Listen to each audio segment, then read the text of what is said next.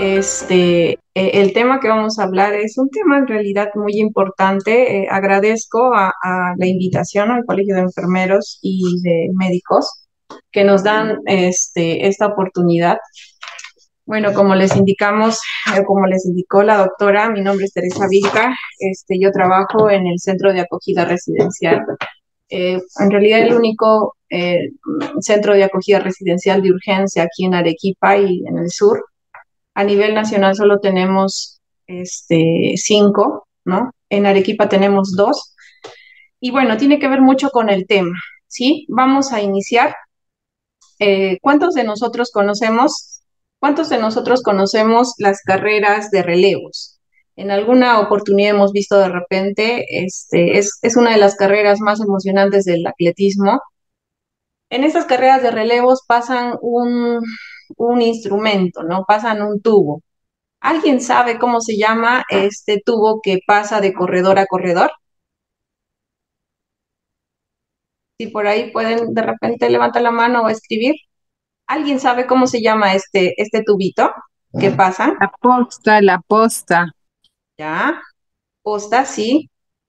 También tiene otros nombres y su nombre es, también le indican que es el testimonio o el testigo, ¿no?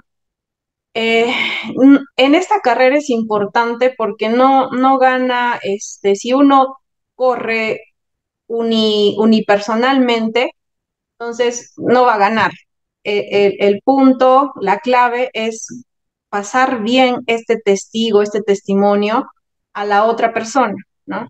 Tiene que pasar bien. Si pasa mal y cae, ya descalificados, o si se tropieza y este testigo resbala, también pierde. Entonces es muy importante pasarlo de persona a persona de una forma adecuada, ¿no?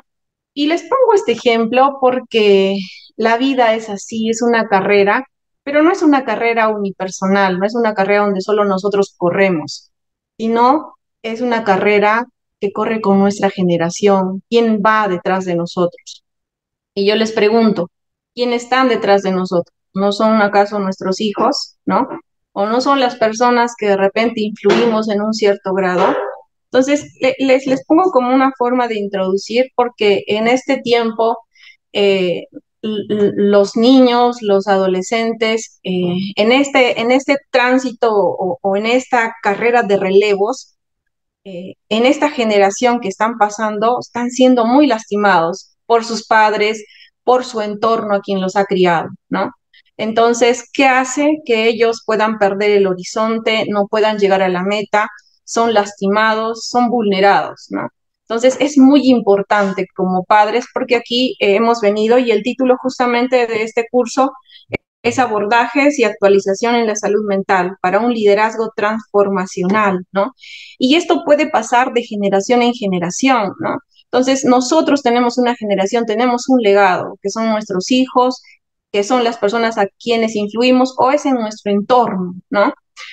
Vamos a ver cómo afecta cuando no pasamos este testigo, este testimonio que vendría a ser nuestros valores, nuestros principios, la fe que podemos tener cada uno de nosotros, ¿no? Ellos, los hijos, los niños, los adolescentes, no solamente escuchan, ¿no? Ellos no hacen caso a lo que escuchan, dice que ellos hacen caso a lo que pueden ver, ¿no? Y es ahí, en esa observación, donde quizás la sociedad hemos fallado, ¿no? Tanto a nivel familiar, ¿no? Como sociedad, ¿no? Porque hay veces decimos cosas que no las aplicamos, ¿no? Y van a traer consecuencias, ¿no? En este andar, en el CAR de urgencia, como le digo, es el único CAR del sur, ¿no? Y movemos más población a nivel nacional. Nosotros más o menos en una estadística o en un ingreso tenemos alrededor de 300 niños, niñas y adolescentes que ingresan. Vamos a ver más adelante las estadísticas de cómo vamos. Esto lo pueden hallar en la página del Ministerio de la Mujer. Yo he descargado algunas imágenes, es una información pública. Miren, vamos a ver cómo y cuántos niños, niñas y adolescentes están siendo afectados en nuestro Perú, ¿no? 29.419 casos, esto es en el 2024, ¿no? De niños y niñas que son ingresados a la UPE. Ustedes conocen qué es la UP, ¿no? La UP es la Unidad de Protección Especial, es una institución encargada de justamente velar por la integridad de los niños, de los adolescentes, ¿no? En zonas donde no hay juzgados, ¿no? En provincia que no, por ejemplo, la unidad de protección especial no hay en provincia, entonces ahí los juzgados toman el caso de desprotección de niños. Pero miren cuánta cantidad de niños, o sea, han sido en un momento reportados a la unidad de protección especial por algún tipo de maltrato. 29.419 casos, ¿no? Y los que los ha atendido directamente o la UPE los ha evaluado es 29.182, ¿no? Y ustedes pueden ver en la tablita de abajo cómo estos casos van creciendo. Esto me alarmó y me preocupó. Obviamente desde el 2019 para el 2020, cuando inicia la pandemia, por la situación que paralizaron muchas instituciones, va a bajar, pero no quiere decir que había menos violencia o maltrato contra ellos, sino que pues las instituciones habían paralizado, ¿no? Entonces, pero vemos cómo va creciendo del 2014, 15, 16, al 2019 tenemos esa cantidad y vemos que está creciendo la situación de maltrato y de violencia a nuestros niños, niñas y adolescentes, ¿no? El siguiente, por favor. Esto es en lo que es los reportes de violencia de todos los tipos a la UPE, pero cuando la unidad de protección especial no tiene los riesgos son muy altos y tienen que pasar a un acogimiento residencial, o sea, ingresarlos a un albergue, podemos ver aquí este cuadro, les estoy poniendo, es del 2024, que igual es público. Entonces, ¿cuántos niños ingresan a nivel nacional a un albergue, ¿no? Más o menos algo de 1.500 ingresan a un albergue. Miren, de niños, niñas y adolescentes que por situaciones de maltrato o violencia en diferentes aspectos ingresan a un centro de acogida residencial que lo conocemos como albergue, ¿no? El siguiente. Y vemos también, justo analizando esto, que las niñas y los niños y los adolescentes, el perfil que más prima es el 32% son por casos de negligencia y el 25% por abandono.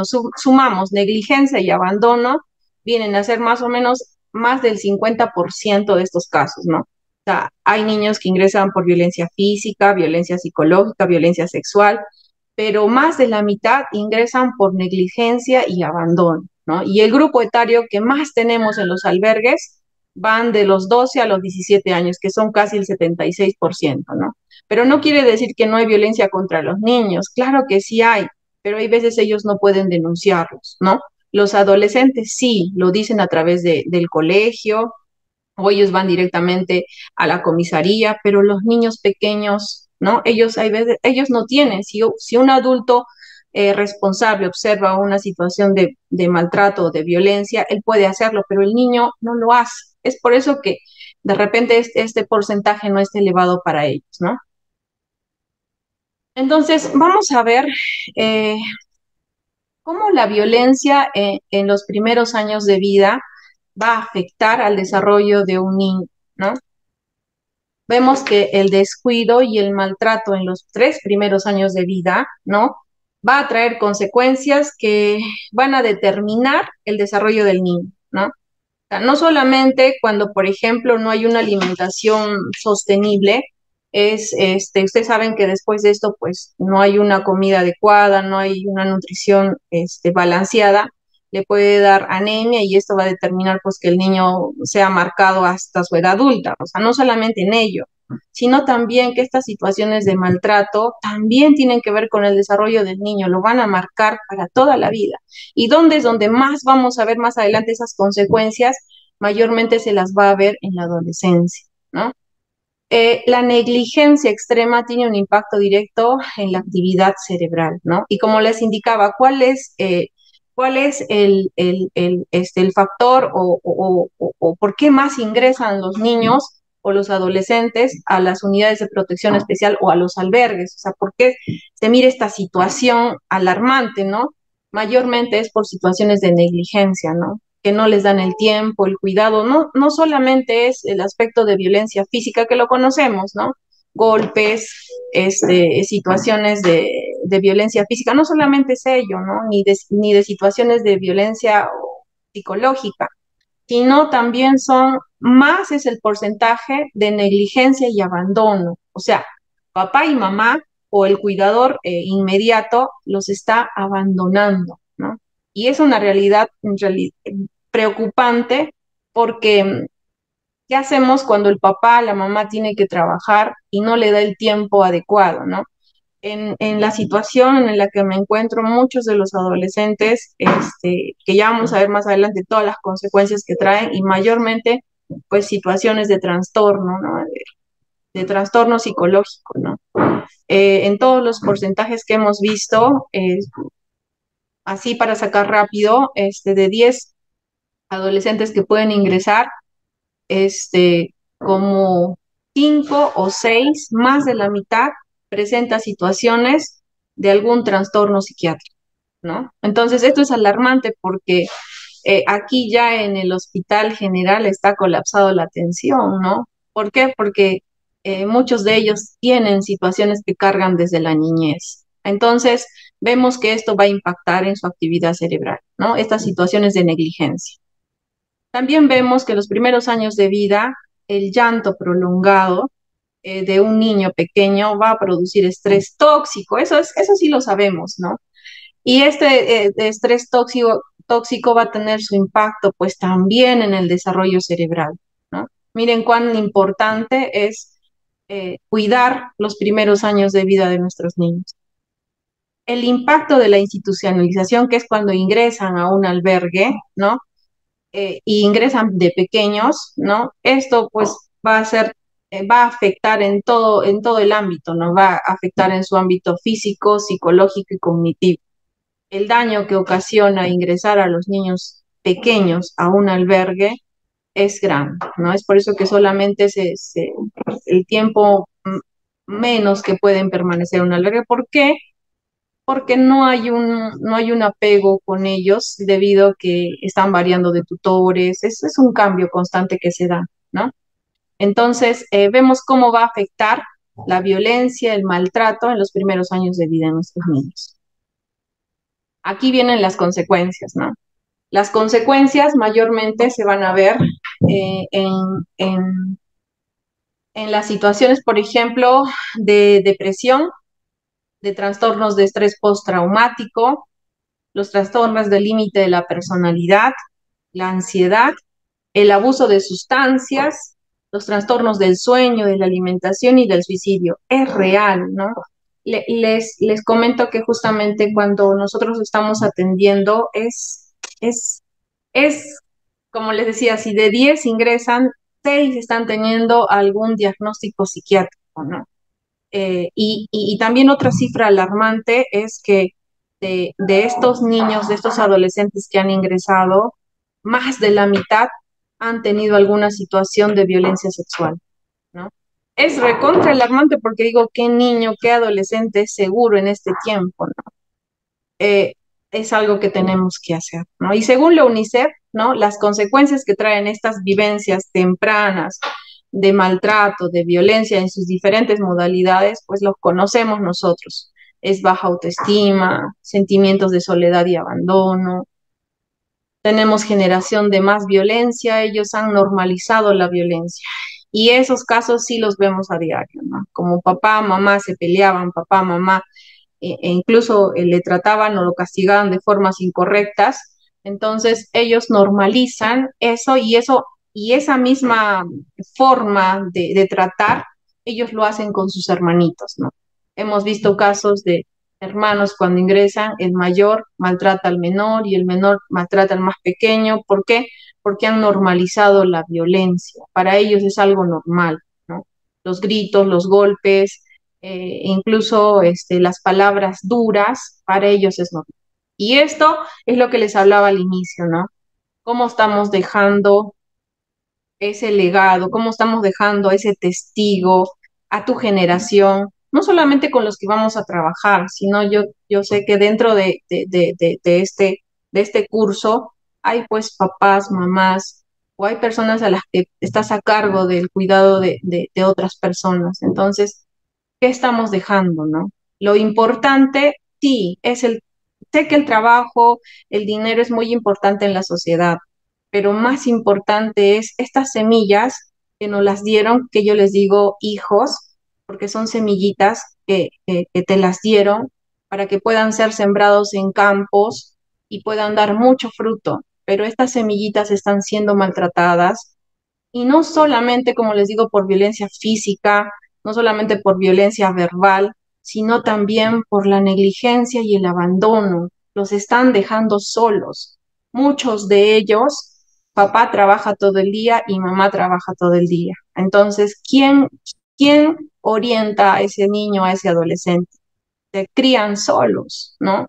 Y en un entorno tóxico que es sumado por, por la tele, por la radio, ¿no? Estamos en un entorno donde bombardean de muchas situaciones, donde a través de tanta tecnología ha hecho que ellos ingresen a páginas, sepan mucha información, porque muchos de ellos desde temprana edad han manejado celulares, han tenido una libertad, o sea, no han tenido un adulto cuidador responsable y los han dejado solos. Eso es lo que yo en este tiempo quisiera que por favor analicemos y que realmente para que haya ese liderazgo transformacional, o sea, entendamos la razón de por qué está pasando esto en nuestra sociedad. Yo les puedo decir desde el campo de la acción, ¿no? Que tenemos los casos, se puede decir, fuertes aquí en los centros de acogida residencial, pero también esto está pasando en los colegios, está pasando en nuestros hogares, ¿no? ¿Qué estamos haciendo? Es que no estamos dando tiempo ni cuidado a lo más importante que nosotros tenemos, que son nuestros hijos, que son nuestro legado, ¿no? Entonces, también toda esta situación provoca trastornos de identidad, ¿no? Entonces, no solamente se sienten menos, con eso trabajamos día a día, el equipo de psicología trabaja día a día, eh, que ellos puedan tener una identidad que les corresponde y no una mala identidad en la situación, por ejemplo, de pensar que son menos que los demás, o también la identidad distorsionada que piensan que con fuerza o con agresión, porque sí tienen bastantes conductas agresivas, van a conseguir, ¿no? Entonces, estas situaciones de la niñez, el abandono, la negligencia, que son los que más imperan en el maltrato, van a marcar en la niñez, pero sobre todo lo vamos a poder reflejar o ustedes van a poderlo ver, van a poder ver es ello en la adolescencia, ¿no? Entonces, ¿qué podemos hacer frente a todo esto, ¿no? ¿Qué podemos hacer frente a todas estas consecuencias de salud mental? Contaría muchos casos, muchas situaciones dentro de las que les estaba indicando de trastornos psiquiátricos, el consumo de sustancias psicoactivas, ¿no? Antes era un poco de encontrar por ahí un adolescente que consumía algún tipo de droga, pero ahora casi la mayoría ha probado estas sustancias, ¿no? Y esto provoca ya una distorsión de la realidad.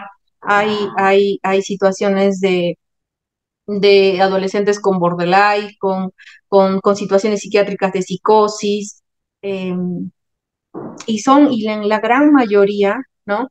Son adolescentes, primero niños que no fueron cuidados como deberían ser, ¿no? Estos niños que no se les brindó el cuidado, la atención oportuna, ¿no? Entonces pasan a la adolescencia, pero ahora ya no solo pasan como receptores, sino ellos empiezan a dar a otros, ¿no? ¿Por qué? Porque ellos muestran una conducta ella desafiante, una conducta agresiva en algunos casos, ¿no? En otros casos, o una conducta donde no pueden manifestar lo que pasa internamente, ¿no? Frente a toda esta situación, ¿qué podemos hacer nosotros como personal de salud, como personas que estamos que queremos hacer un cambio, ¿no? ¿Qué podemos hacer? Bueno, primero, tener un enfoque de cuidado cariñoso y sensible, ¿no? Fomentar el cuidado responsivo hacia los niños, ¿no? ellos responden ante situaciones de amor. Miren, nosotros hemos tenido muchas situaciones muy fuertes. Hemos tenido aquí en el CAR adolescentes que a nivel nacional nadie los quería recibir, ¿no? Situaciones de adolescentes que en algún grado han sido infractores, han sido adolescentes consumidores de sustancias psicoactivas y adolescentes altamente agresivos, ¿no?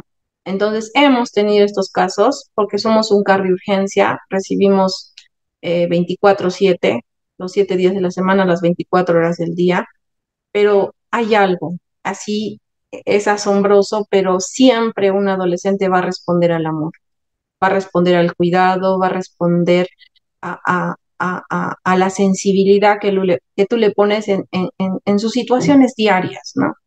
Entonces, como les decía, hay casos que ningún albergue a nivel nacional, por sus casos que los conocían, los podían recibir. Pero este cuidado cariñoso y sensible en realidad sí puede cambiar cualquier corazón por más situaciones que hayan tenido en su niñez, ¿no? Eh, Nosotros, al darle un cuidado cariñoso y sensible, vamos a ayudarles a que ellos puedan, en realidad, reconocer las señales de incomodidad, de hambre y sueño. O sea, nosotros vamos a poder responder a su necesidad, ¿no? Sin un cuidado responsivo y sensible, el niño pequeño no podrá tener una trayectoria de desarrollo normal. Eso lo sabemos, ¿no? Se pone en riesgo no solo su salud física, sino ya sabemos que también va a haber una situación psicológica y también cognitiva, ¿no? Los tratos negligentes van a generar un estrés tóxico, ¿no? Que afectan la organización de su cerebro al no contar con el adulto que lo sostenga y que lo ayude, ¿no? Y aquí hablábamos de que ese adulto responsable, debe haber esa figura del adulto responsable más en sus etapas tempranas de los niños, ¿no? Porque así mismo van a responder cuando pasen a sus etapas de adolescencia, ¿no? Nosotros tenemos un lema. Decimos, amamos cuando menos lo merecen, pero cuando más lo necesitan, ¿no? Por sus situaciones de conducta, hay veces uno no, la paciencia y entendemos que como padres, con todas las consecuencias que han tenido por una mala niñez que ha sido afectada, ellos responden, como les digo, con conductas desafiantes, ¿no? Y muchas veces da ganas, y yo sé que muchas veces hemos cometido el error de responder a sí mismo, ¿no? Pero nosotros somos adultos, ellos están en formación, ellos aún todavía no han quedado o no están en un desarrollo completo, ellos están en el proceso, ¿no? Pero si el adulto responsable no tiene esa capacidad de dominio, imagínense, o si el adulto no es regulado, ¿cómo puede regular al adolescente o al niño, ¿no? Entonces es importante que desde la edad temprana ellos puedan conocer este cuidado cariñoso y sensible. Como les estaba indicando, los niños no solamente los dañan con la anemia, ¿no? Que hemos recibido muchas capacitaciones y sí, efectivamente, pues, ¿no? La anemia en edades tempranas afecta su desarrollo posterior, ¿no? Hasta adulto, ¿no? No solamente la anemia va a afectar, sino también cualquier tipo de violencia a edades tempranas también va a afectar su desarrollo cerebral y también su desarrollo inmunológico, ¿no? Las respuestas de niños y niñas ante la violencia en un estado de estrés tóxico que afecta la estructura de su cerebro, que está todavía en formación, y también en su estado de salud en general. Y esto lo hemos visto porque adolescentes que hemos tenido con situaciones, casi la mayoría sufre de situaciones gástricas, gastritis, dolor estomacal, las comidas no les hacen tan bien, y yo digo, pero es muy jovencito, ¿no? Tiene 11, 12, 13, 14 años, ¿no? Porque tiene tanto malestar gástrico, porque justamente pues han tenido estas situaciones de estrés, ¿no? Que han afectado desde chiquititos, no sé si ustedes han visto, pero ahora pequeñitos ya tienen gastritis, ¿no? Y no solo por la comida, que claro, por ahí también puede contaminarse, ¿no?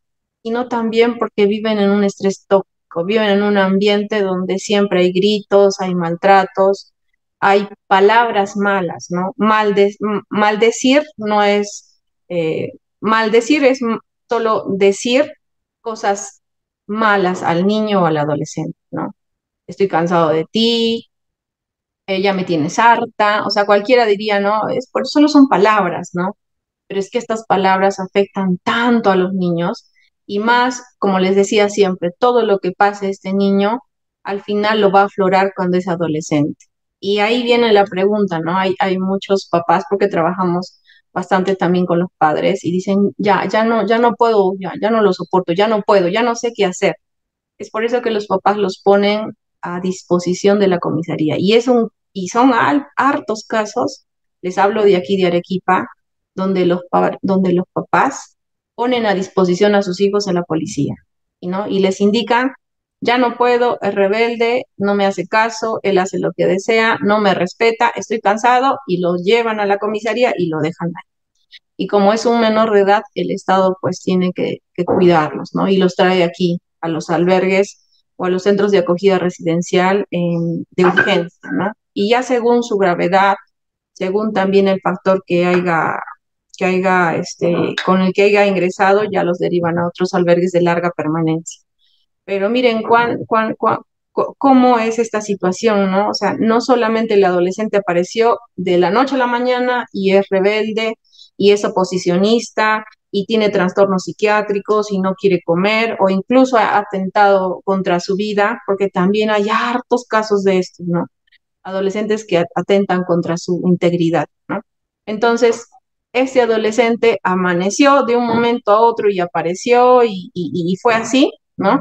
Esto es lo que tratamos de concientizar a los papás, ¿no? Que es un proceso, que solamente en la adolescencia aflora todo lo que pasó en la niñez, ¿no? Y tratamos de concientizar a los papás que no solamente es ir y ponerlo a disposición porque aún lo está dañando más y cuando ellos vienen y están aquí, y miren, esa es la diferencia y siempre les indico al equipo y esto nos puede ayudar a realmente eh, actuar cuando tenemos situaciones así, ¿no? De la salud mental. Si un adolescente realmente o un niño o sea, realmente es conductual, ¿por qué cuando cambia su entorno, el adolescente no muestra estas conductas desadaptativas? O el niño. O sea, si nos hacemos esta pregunta, ¿no? Ya, el papá, el familiar o el adulto que cuida, dice, no, ya no aguanto, él es malcriado, es desobediente, ya no me hace caso, ¿no? ¿Por qué cuando ingresa a un centro de acogida residencial, en este caso nosotros, por qué no manifiesta estas conductas? O sea, ¿por qué no igual es rebelde? ¿Por qué igual no muestra esas conductas, ¿no? ¿Por qué cambia? ¿Por qué es dócil? ¿Por qué quiere hacer las cosas? ¿Quiere aprender más las tareas? ¿No?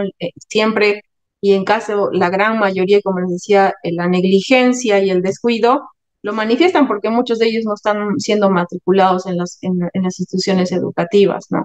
Entonces eso nos hace pensar, ¿realmente es el adolescente el que es así o es su entorno?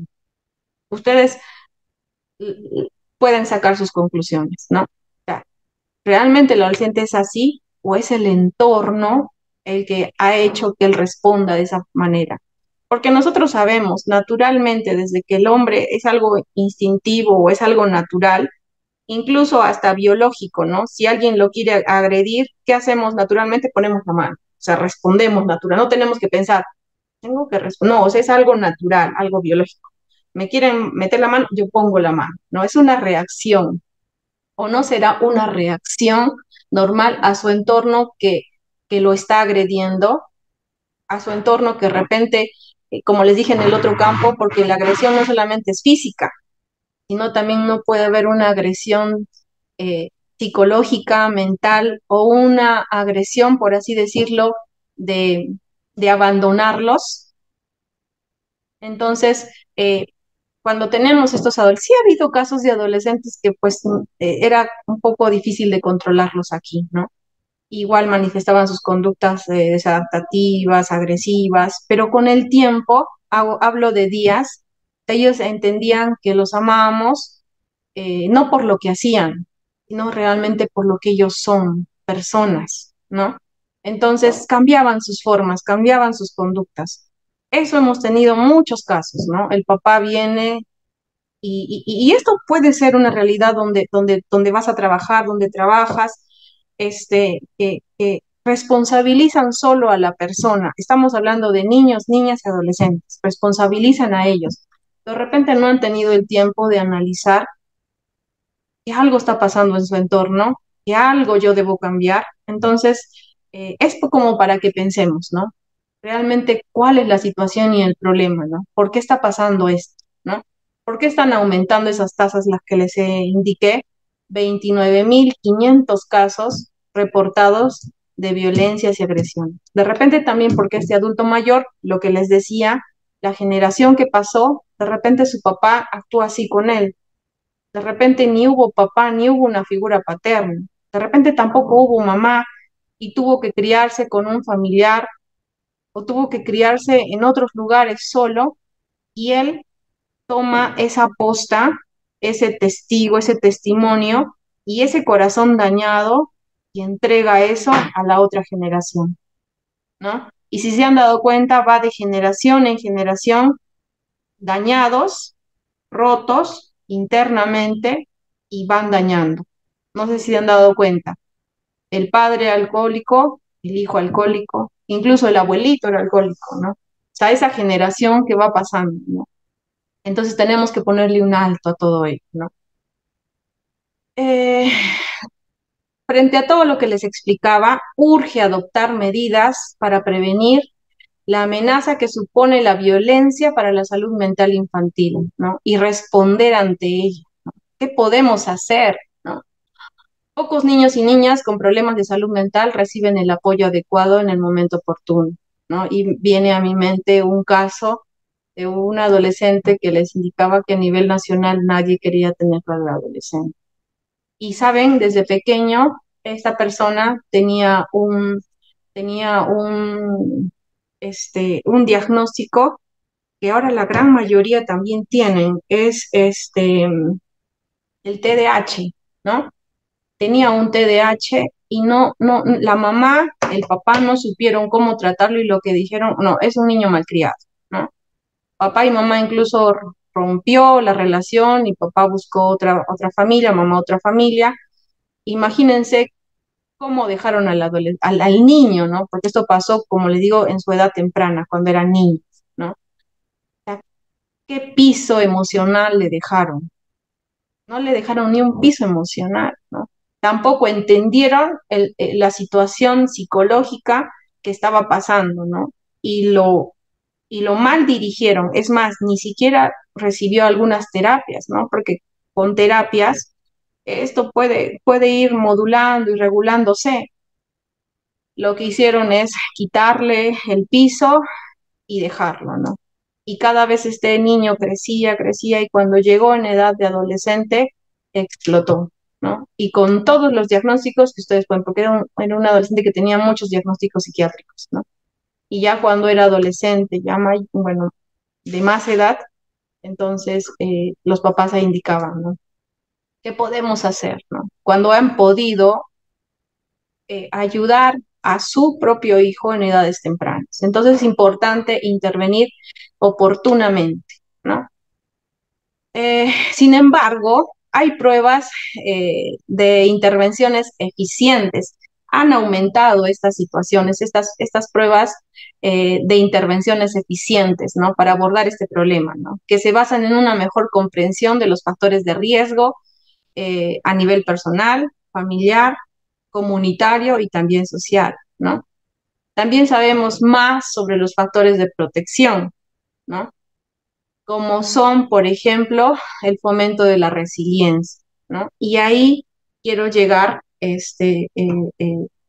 de repente ya a los pocos minutos que me quedan, cómo nosotros fomentamos la resiliencia, ¿no? Y esto ustedes lo pueden, les animo a que ustedes puedan leer, hay mucho trabajo de investigación, bastante literatura, donde vemos cómo podemos subir la resiliencia, ¿no? Yo estoy en este tiempo para presentar igual un proyecto más, ¿no?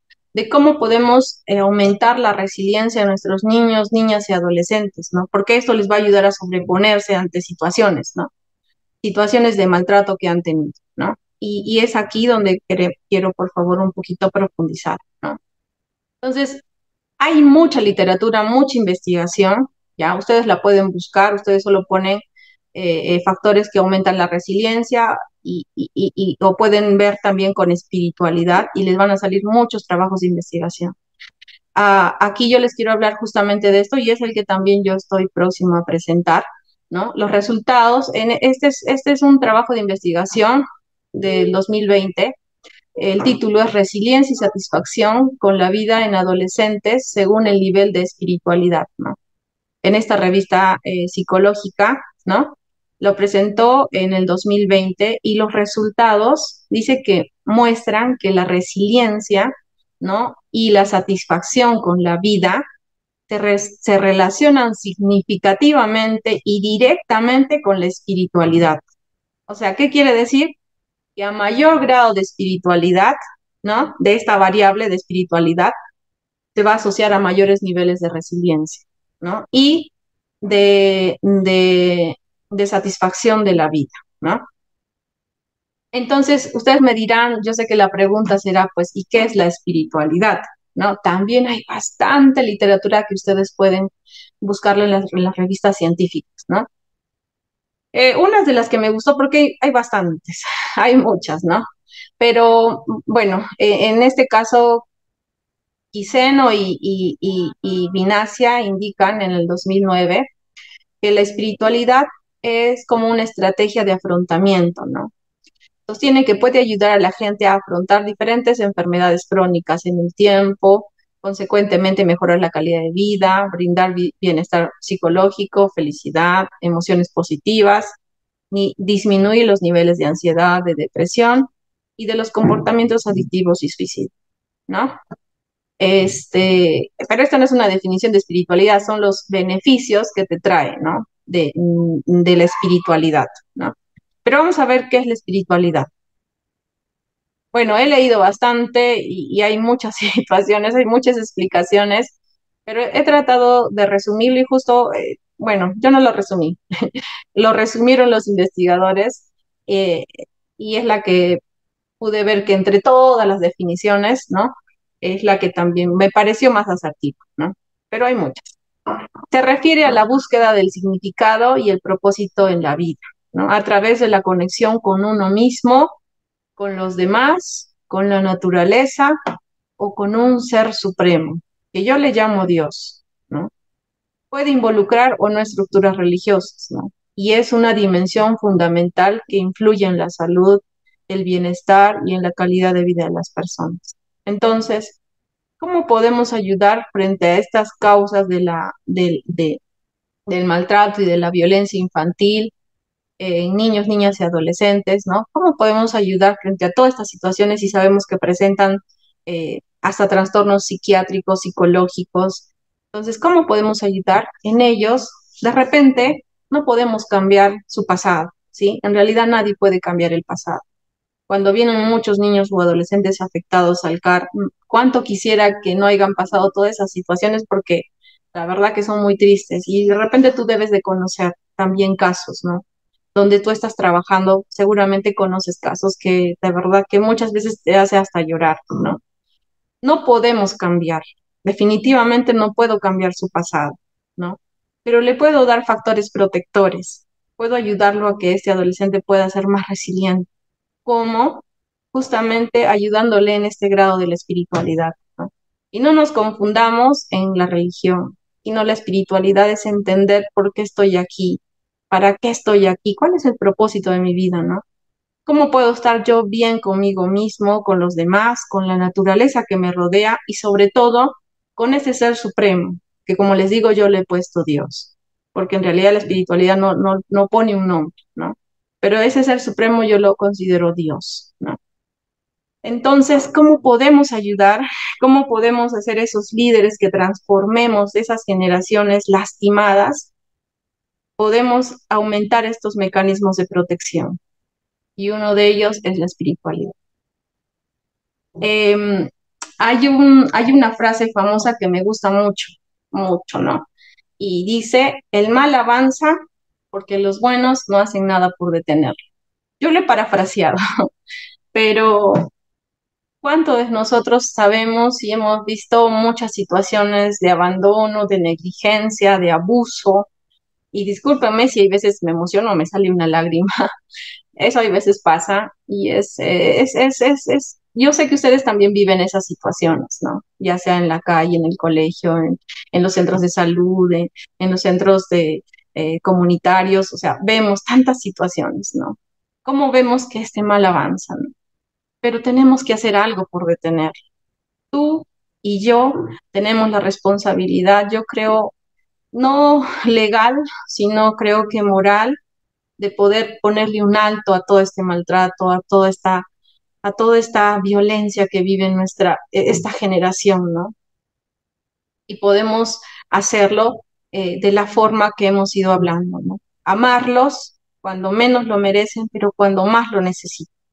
Escuchar, apostar por ellos, ¿no? Por más que hemos visto que han sido lastimados y que muestran conductas de rebeldía, podemos mostrar a través de muchos factores protectores, también podemos mostrarles que tienen una salida y una esperanza. Eh, Me emocionó mucho el tema que me dieron. Espero que de repente en alguna forma pude ayudarles a poder ver un campo más amplio de transformar, ¿no? Nuestra forma de cómo afecta nuestra vida hacia los demás. Entonces, puedes iniciar con tus propios hijos, ¿no? Porque muchos de aquí somos padres o madres. Entonces, ¿qué estás dejando a tu legado? ¿Cómo estás entregando el testimonio? ¿Cómo estás entregando el testigo, esos valores, esos principios a tus hijos? Porque de hecho que si ellos son fuertes, emocionalmente estables, ellos también van a ayudar a otros. Y así vamos a dejar un legado de bendición, un legado de buen trato a los demás, ¿no? Pero si estamos maltratando nuestras semillitas, nuestras propias semillas, entonces, ¿cómo o qué testimonio vamos a estar dando a los demás, ¿no? Eh, bueno, con esto eh, termino mi tema, ¿no? Las consecuencias de la salud mental en todas las situaciones de maltrato y violencia en nuestros niños y adolescentes. Si por ahí hay alguna pregunta en esos minutitos que me quedan, podemos contestar. Si no, ya hemos terminado esta sesión. Muchas gracias por su atención.